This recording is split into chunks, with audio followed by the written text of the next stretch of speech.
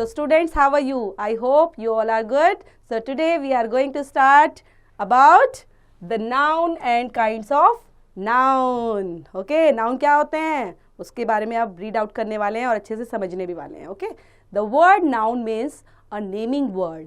In grammar, a noun is a special type of word that is used to name any person, place, thing, group, an emotion or an idea. The words person, place, thing, group, emotion and idea themselves are nouns as they are names of a type of category. Similarly, words like Mohit, Mumbai, mango, bunch, love, etc. are nouns. तो यहाँ पे nouns को क्या present कर रहा है? nouns को present कर रहे हैं हमारे क्या? person, place, thing, group, emotions. emotion कैसे हो सकते हैं? इमोशन अच्छे बुरे कैसे भी हो सकते हैं? हमारे आइडियाज, हमारी थिंकिंग, हमारे व्यूज, उनको भी प्रेजेंट कौन करता है? नाउन्स प्रेजेंट करते हैं. ठीक है. और यहाँ पर कुछ एग्जाम्पल्स भी दिए गए हैं वर्ड्स, जैसे Mohit. Mohit is the name of a person. Mumbai क्या है? Name of a place. Mango name of a thing. Bunch group. तो इस तरह से आप इनको अच्छे से जो डिफाइन है उसको लर्न करेंगे. अब काइंड्स ऑफ नाउन के अंदर क्या चीज़ें हैं? काइंड्स ऑफ नाउन में जब हम पढ़ते हैं तो there are 5 kinds of noun.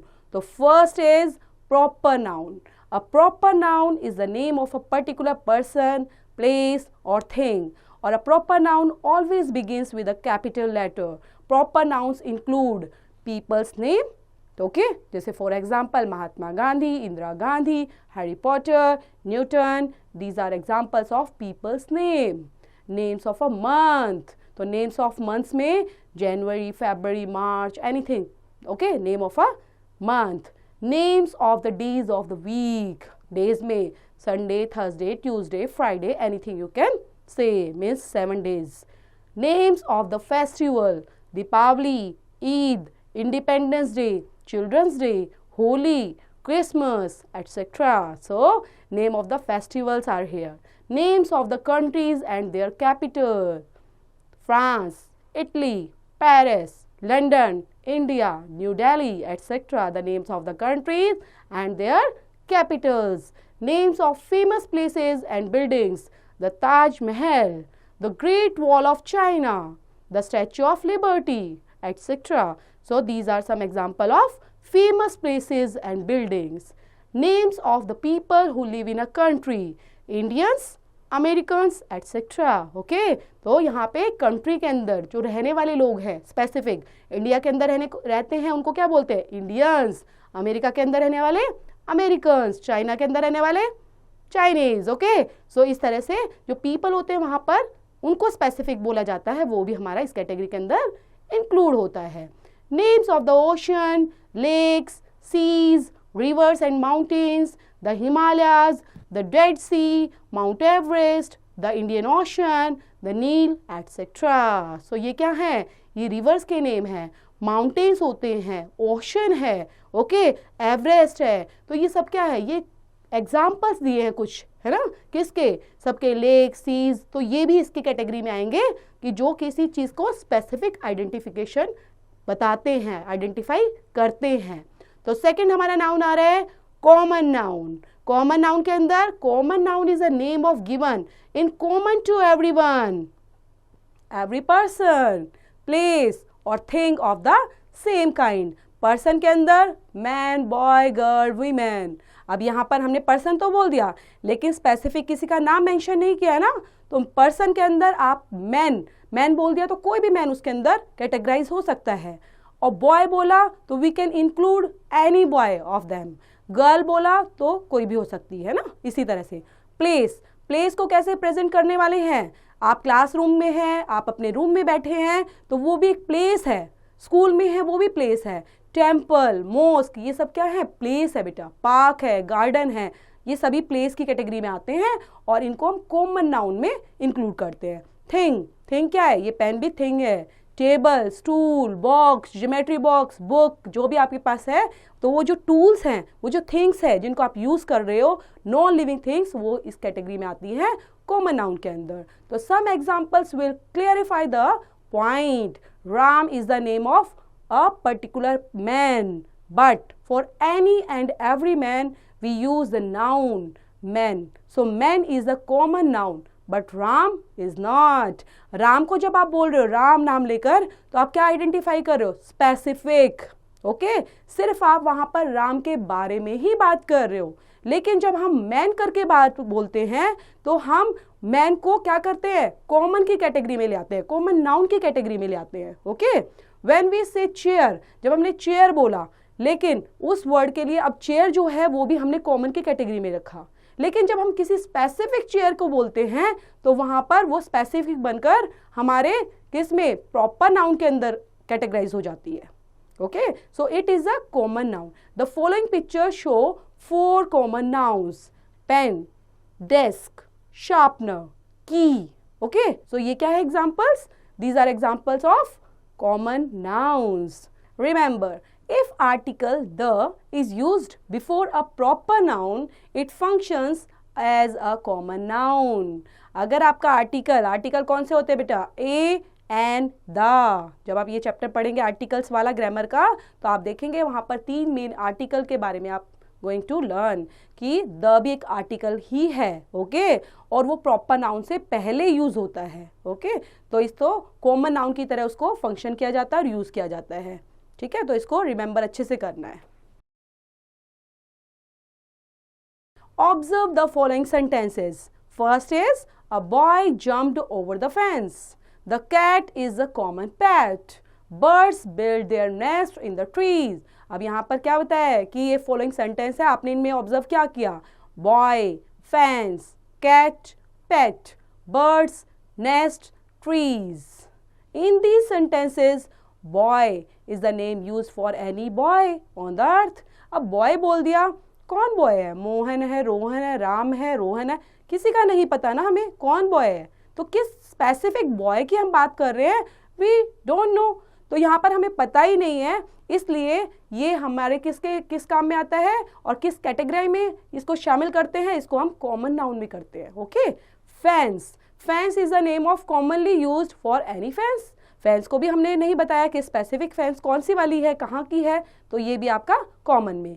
Cat is common name of all the cats. तो यहाँ पर भी कोई भी कैट हो सकती है, जरूरी नहीं हमारी पेट कैट हो तो हम उसका क्या करते हैं? स्पेसिफिक नेम रख देते हैं, है ना, और आइडेंटिफाई कर सकते हैं. लेकिन यहाँ पर कैट को कॉमन नेम रखा गया है. बर्ड को भी कॉमन कैटेगरी में कोई भी बर्ड हो सकती है. नेस्ट है, नेम कैसा है? एनी नेस्ट मेड बाय और एनी बर्ड. ट्री, अब ट्री बोल दिया, common name of all trees. तो all these common names are common nouns. Okay, तो ये हमने जो रीड आउट किया बेटा वो कॉमन नाउन से रिलेट करता हुआ था सारा, और वही एग्जांपल्स उसके थोरोली आपको रीड भी करने हैं कि कॉमन नाउन को आप कैसे इजीली अंडरस्टैंड करते हैं. सो नेक्स्ट है हमारा collective nouns.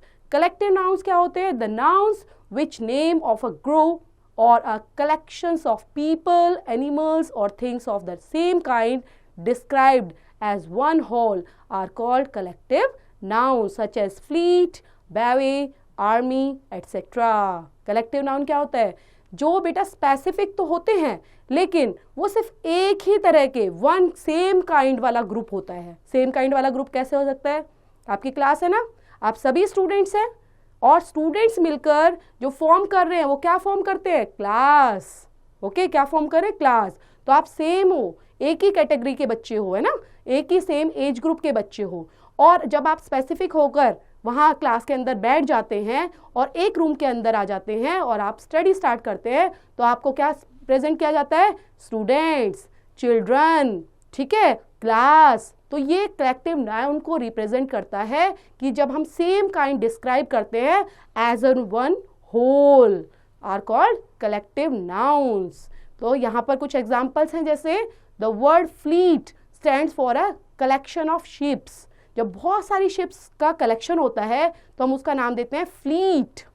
Okay, the word baby stands for a collection of ladies. जब बहुत सारी लेडीज इकट्ठी होती है तो हम उनको बोलते हैं बेबी. ओके, ये नहीं बोलते ग्रुप ऑफ लेडीज, ये वर्ड नहीं बोलते, बल्कि हमने उनका वर्ड को स्पेसिफिक बनाए हैं. तो जैसे यहाँ पे फ्लीट किसके था? कलेक्शन ऑफ शिप्स के लिए. बेबी किसके लिए था? कलेक्शन ऑफ लेडीज के लिए. आर्मी किसके लिए स्टैंड करता है? कलेक्शन ऑफ सोल्जर्स के लिए. Okay, so read some more collective nouns. A zoo of wild animals, a garden of flowers, a gaggle of geese, a gang of thieves, a school of whales, a committee of people, a swarm of bees, a cluster of stars, a grove of trees, a set of tools or chairs or articles, a litter of puppies, a board of directions. तो जो ये word है जू, गार्लिन, गैगल्स, gang, school, committee, ये जो words आपके blue में ठीक है हाईलाइट करके दिखाए हुए हैं, तो इनको ही हम कलेक्टिव नाउन को प्रेजेंट करते हैं इनसे. ओके, तो कलेक्टिव नाउन है ये आपके. अब बात करते हैं कलेक्टिव नाउन के अंदर ही काउंटेबल नाउन भी होते हैं बेटा. काउंटेबल नाउन क्या हो गए? जिनको आप इजीली काउंट कर सकते हो. Okay, you can count easily. There are something which we can count. हर चीज को तो आप काउंट नहीं कर सकते ना, कर सकते हैं हर चीज को काउंट. तो यहाँ पर जिन चीजों को हम काउंट की कैटेगरी में लाते हैं, काउंट कर सकते हैं, वो क्या होते हैं? काउंटेबल नाउन की कैटेगराइज में एग्जिस्ट होते हैं. Read the example of countable nouns. I will be back within 20 minutes. There are 5 horses in the stable. The oak trees lost 3 branches. तो यहाँ पे आप काउंट कर सकते हैं इन चीज़ों को. 20 minutes, तो मिनट को काउंट कर सकते हैं. Yes, easily we can count. 5 horses, horses को भी you can easily count. और branches, जो branches होती हैं trees की, उसको भी you can easily count. So here are some examples of countable noun. In the above sentences, the words 20, 5, 3 are emphasizing the nouns, minutes, horses and branches respectively. Thus, these are countable nouns. ठीक है? Next इसी की category में है बेटा uncountable noun. You can't count them. Okay? जिनको हम count नहीं कर सकते. तो कौन कौन से हैं? जैसे आपके हेयर हैं, आप काउंट कर सकते हो? No. So there are something which we cannot count. They are called the uncountable noun. कौन कौन से एग्जाम्पल है? जैसे there are many people in the auditorium. अब ऑडिटोरियम के अंदर बहुत सारे पीपल होते हैं, तो उनको काउंट करना it's would be difficult.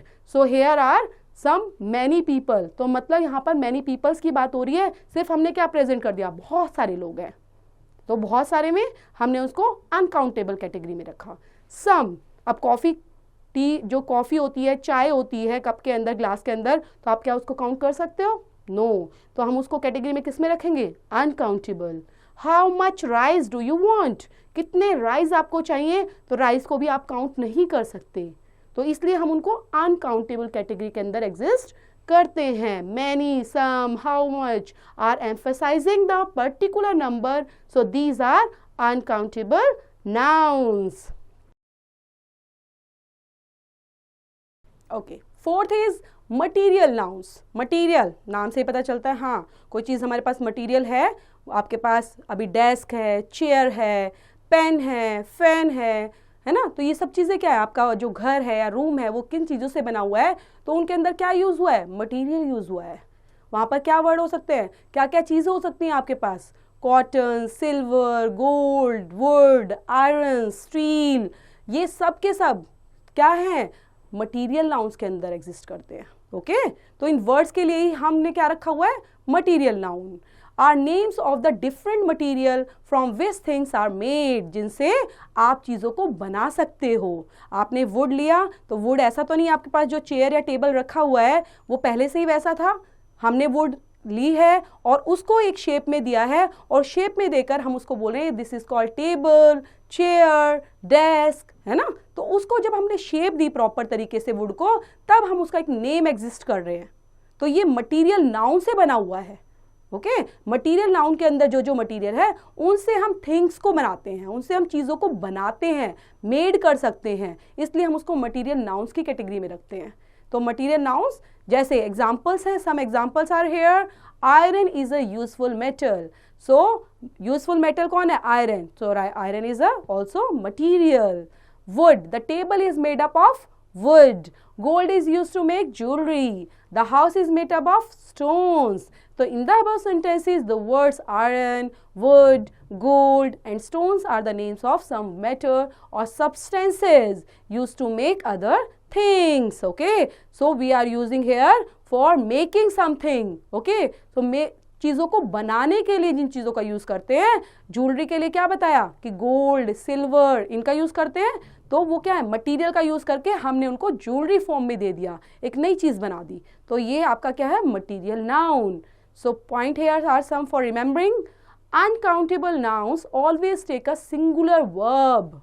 Generally, we do not prefer to use the article the with material nouns. तो uncountable nouns जो है वो हमेशा singular verb की फॉर्म में रखते हैं, okay, singular.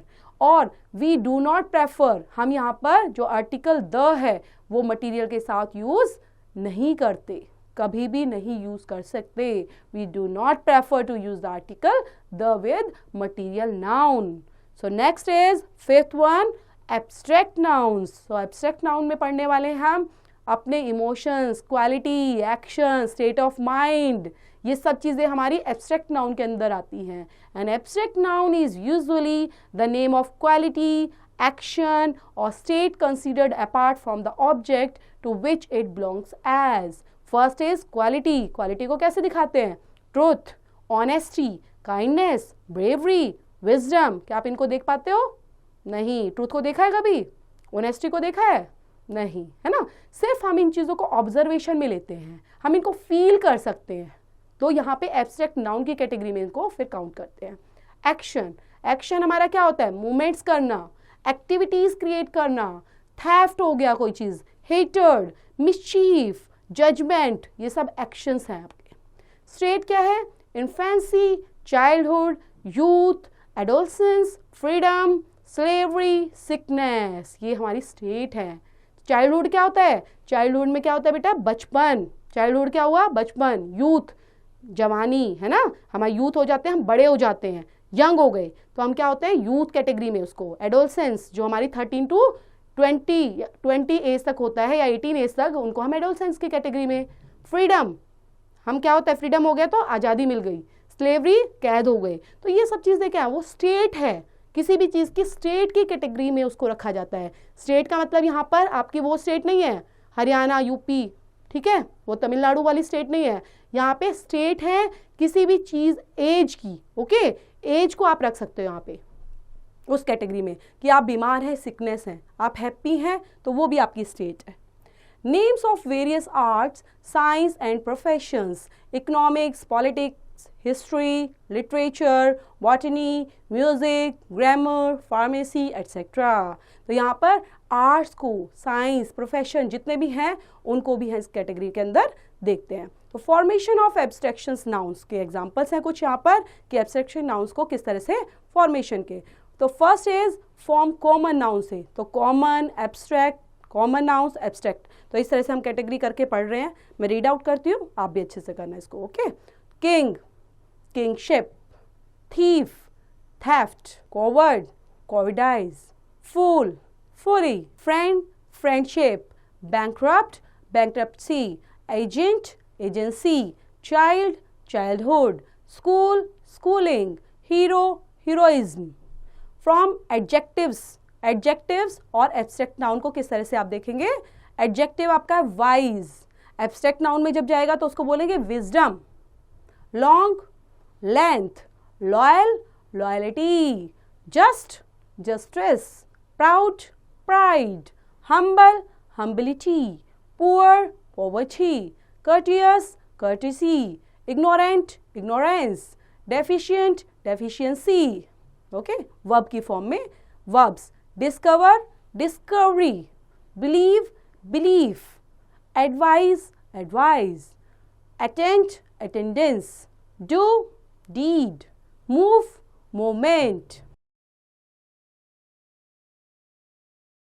punish, punishment, arrive, arrival, grow, growth, die, death, behave, behavior, laugh, laughter. Okay, so next is suffix, abstract nouns. Abstract nouns can be formed from adjectives, verbs and common nouns by adding a suffix in the word. Okay, suffix करना क्या होता है, किसी चीज़ को fix करना, suffix. अब यहाँ पे हम कहाँ पर किस चीज़ को फिक्स कर रहे हैं वो देख रहे हैं, हम क्या फिक्स करने वाले हैं. फर्स्ट एग्जाम्पल के अंदर है जैसे NESS, नेस को हमने क्या करना है, फिक्स करना है। और सफिक्स वर्ड होता है कि हमने बाद में फिक्स किया। एक होता है प्रीफिक्स, मीन्स आपने कोई वर्ड है उसको ऐड करना है पहले, तो हम बोलेंगे प्रीफिक्स। सफिक्स मीन्स आपके पास वर्ड है उसको बाद में आप ऐड करेंगे तो उसका मीनिंग निकलेगा। ओके, तो यहाँ पे जो NESS वर्ड है हम उसमें ऐड कर रहे हैं काइंड के अंदर, तो काइंड, काइंडनेस, तो वो वर्ड बन गया, मीनिंग हो गया उसका रेडी। ओके, अब शन, TION, उसको ऐड करेंगे तो सेलिब्रेशन। ओके, सफिक्स मीन्स हम बाद में, देखो जो ब्लू में हाईलाइटेड वर्ड है ना, ब्लू में, तो सिर्फ वही हम क्या कर रहे हैं, उसको ही फिक्स कर रहे हैं किसी एक पर्टिकुलर वर्ब के अंदर। ठीक है, पर्टिकुलर वर्ब के अंदर, एडजेक्टिव के अंदर उनको क्या कर रहे हैं, हम फिक्स कर रहे हैं और उसका मीनिंग रेडी कर रहे हैं। अगर हम उसको बोलेंगे तो वो मीनिंगफुल हो जाएगा वो वर्ड, इसलिए वहां पर हम क्या कर रहे हैं, सफिक्स कर रहे हैं। अब यहाँ पर अब शन ऐड किया, division, friendship, heroism, brotherhood, freedom, enjoyment, independence, slavery, weakness, creation, expression, partnership, mannerism, childhood, wisdom, excitement, emergence, bravery, sadness, education, conclusion, authorship, fundamentalism, falsehood, boredom, contentment, obedience, sweetness, decoration, fusion, relationship, patriotism, livelihood, kingdom, punishment. Okay, so remember, some words are used as abstract nouns without making any change. Fear, terror, anger, humor, cry, respect, etc. Okay, तो यहाँ पे बताया कुछ words हैं आपके used as abstract noun की तरह use कर सकते हैं, लेकिन इसके अंदर changes नहीं होता. Some abstract nouns may also be used as verbs: worry, speed, love, regret, hope, touch. Okay, तो ये क्या है, वर्ब्स हैं। एब्स्ट्रैक्ट नाउन्स में also be used as verb की फॉर्म में भी हम इनको यूज कर सकते हैं। सो इसको अच्छे से प्रैक्टिस करनी है, थोरोली रीड आउट करना है, रिमेंबर पॉइंट्स अच्छे से लर्न करने हैं। So keep practicing. Thank you for watching student.